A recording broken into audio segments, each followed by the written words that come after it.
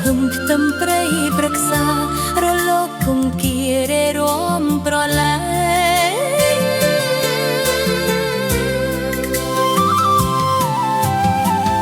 ទូកលឿនឆ្ពោះទៅកាត់ផ្ទៃជលសាខ្យល់បកត្រជាធ្លាក់បះកាយាអេកូទេសចរល្អឯកសោភា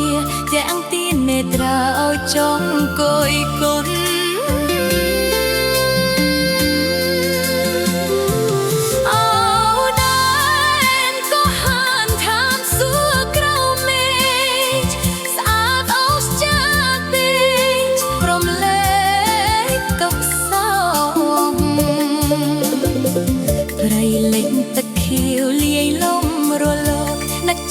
តែមកជ្រកក្រោ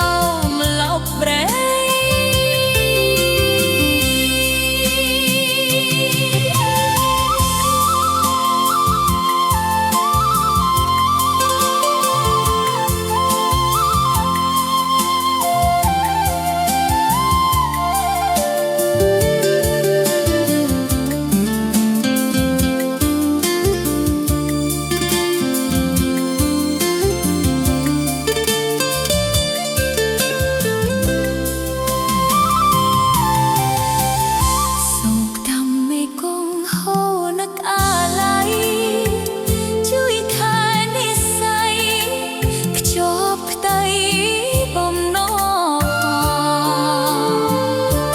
ក្រោយបិលវិនសូមជួបនរល្អមក៏ហានស្នេហ៍ស្នងបងមិនឃើញឡើយអោដែរក៏ហានខានសួរក្រមេ